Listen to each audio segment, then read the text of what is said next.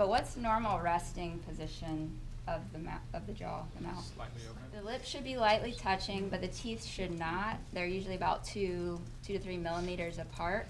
And the tip of the tongue should be resting just on the ridge of the roof of the mouth. You can palpate the medial pterygoid, the very inferior aspect of it, assessing for any tenderness. So you're standing on the same side that you're palpating on for the masseter and the medial pterygoid. Follow inside the cheek, find the masseter, assess for trigger, any pain or provocation of any symptoms. Assess the medial pterygoid. What you're going to do is come on the lingual side of the teeth. So assess in the very posterior lateral aspect. The back molars. So get on the inside of the teeth and go past the back molars on and the then outside. wrap your finger around. So instead of bringing your finger inferiorly medially, you'll almost want to go superiorly medially and try to get into as far deep into that upper recess of the jaw as possible.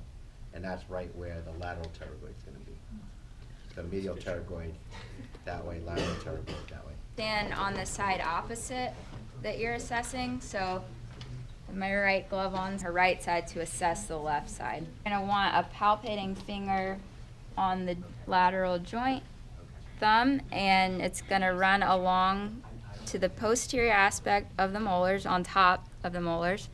Your third finger is going to be just gently under the chin, and then your first finger is going to be along the mandible here. You doing okay? Grip onto the molars, and you're just providing a straight distraction force in an inferior direction, and you're assessing for the amount of movement. The range of motion is very similar position-wise, but you're not assessing the motion at the joint. You're assessing the amount of osteokinematic motion. So, and then for lateral deviation, and you can go to the other side to do the other direction if you want. Anterior glide's very similar setup. Do a slight distraction, and then from there, slight anterior and medial, slightly medial glide. So distract slightly, and then anterior and slightly medial glide. Is distraction for pain and for opening, like it has been? Okay. Yeah. So if they had like an articular issue or had pain, and so distraction might feel good. So this is for lateral deviation. So you're gonna side in between the tongue and the teeth. There's just gently resting on the cheek, and you want to try to get your forearm down so that you're in line. A straight lateral force, and you're feeling for the amount of motion occurring here. In the mouth on the molars again, but you're going to cross your index finger and your middle finger medially. You're kind of hooking with your fingers on the ramus to get that medial glide.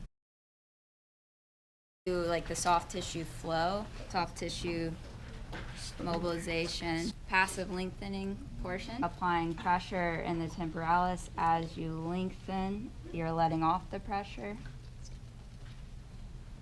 For the active component, you would passively open him and then have him close his mouth, and as he's closing his mouth, you would take off the pressure in your hand there. So just relax as I open, and then I'm going to have you actively. Then the masseter is fairly similar, and then you could follow it up with a tissue perfusion exercise. So one called guppies, to put their tongue on the roof of their mouth, and then they're just opening and closing their mouth without taking the tongue off. Find the pterygoid, so you go back just on the lingual side of the teeth, all the way back, wrap around. Once you're on the pterygoid, you would apply some pressure, try to knead a little bit there, or you can just maintain the pressure until you feel the muscle sort of release. Distraction is a good place to start, especially if it's someone that's really guarded. So it's going to go along the posterior aspect of the molars, and from there and you want to make sure you're not just opening their mouth, that you're actually distracting that condyle from the fossa there. The anterior glide, it's the same position, your thumb's on the back molar, the finger wrapped around the face, around the ramus here, stabilizing the head.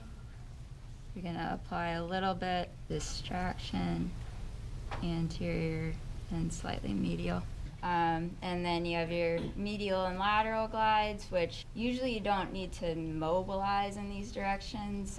It's more of like oscillatory techniques in those directions because those are more of the accessory motions that help facilitate like the grinding for chewing. The idea here is that if the disc is sitting anterior to the condyle, you're trying to recapture the disc, if you will, back onto the condyle. So you think about distracting the condyle, bringing it forward, compressing it onto the disc to recapture, and then pushing it back into the joint. So you're going to apply a distraction, glide anterior, superior, and then posterior. Be in the space between the transverse process of C1 and the mastoid process. Slightly flex forward, and you're feeling for that. What should happen in that space? Should it increase or decrease? Convex on concave, you're feeling for the space between the transverse process of C1 and the mastoid process should move away or increase, right? Then you'll look for symmetry side to side. For extension, it's just the opposite. You're still palpating in that space to close down. And is it equal on both sides? Palpating finger is going to be on the transverse process of C1 on each side. I'd bend him slightly to the right. And so what you would expect, what you're palpating there is you should feel the transverse process of C1 should actually become more prominent into your finger, because as the occiput is going to the left, so I'm testing the right side, that transverse process is becoming more prominent. Does that? It's like the scaphoid. As this clears, that process becomes more prominent, so it should stick out more. Yes. So the side that you're testing, the transverse process should become more prominent on that side. But you want to maximally flex their head so that you're locking out all the ligaments in the lower cervical spine, so that way you can effectively test the C1 on C2.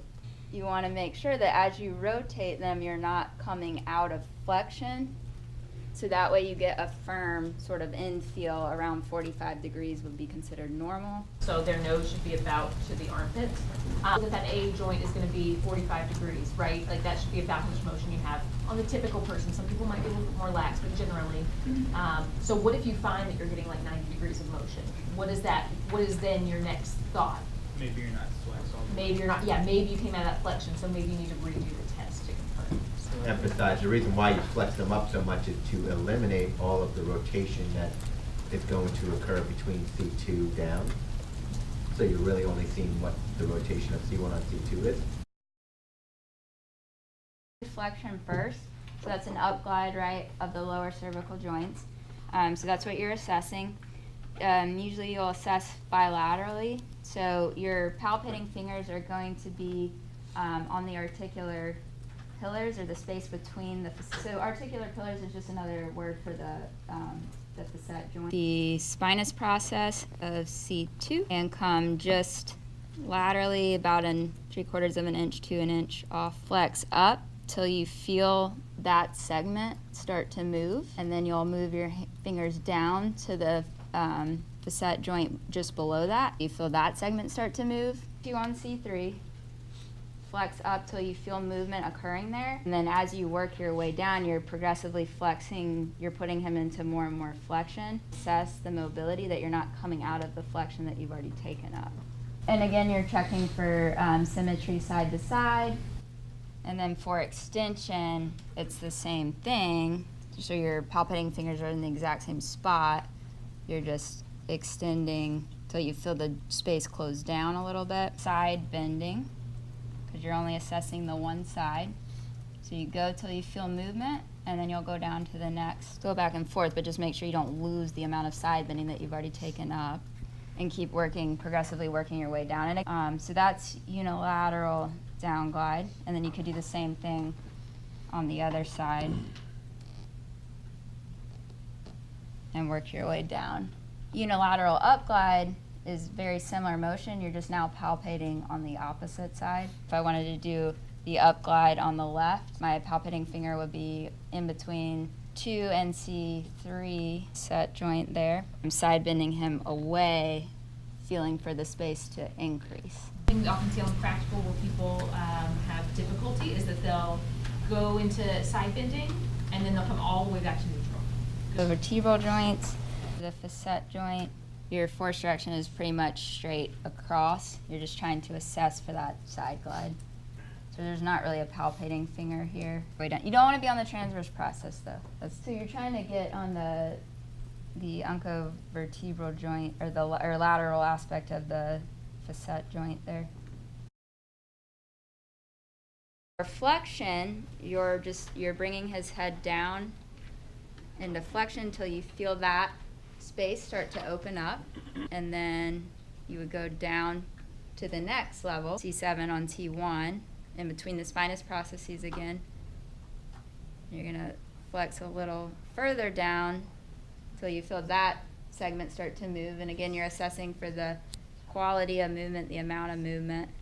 You can keep going down as far as you're able to. And generally, you can get all the way down to like T4-ish on some patients, I should say, or just extending back till you feel movement. So he gets a lot of extension, in his mid-cervical spine. Take that into account too when you're not moving very well in these top segments here.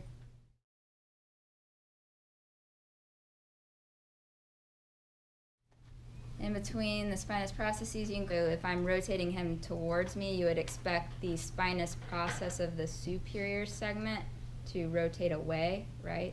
If I'm rotating him towards me. So if you want to put your finger on the lateral aspect of that space between the two spinous processes, that way you feel that move into your finger. But if you're going to rotate away, you'd want to put it on the same side, right? So it would rotate till you feel that movement occurring. There we go. You may be a little restricted with rotational movement. You would work your way down. So as he rotates left, the spinous process is going to come.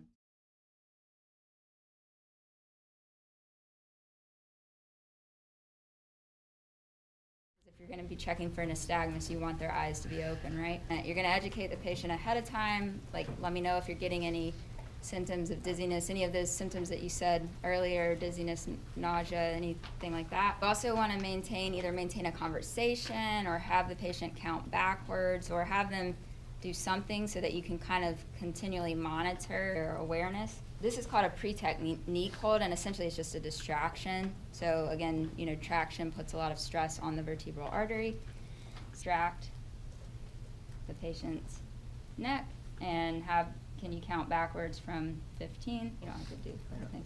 So while he's doing that, you're monitoring for any nystagmus. If you've already told him if he's having any facial numbness or any of the other symptoms to let you know. If that was negative, then you would move into extension, upper cervical extension. And it'll be the same thing. So can you count backwards from 15? 14.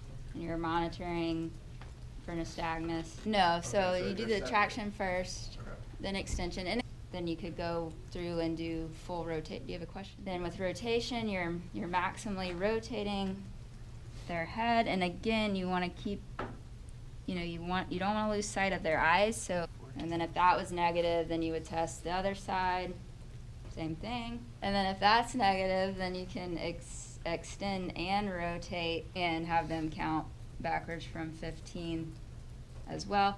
After that one, you test, so like you would test some of their cranial nerve reflexes, so like their pupillary reflex and the opposite eye, looking for constriction and dilation.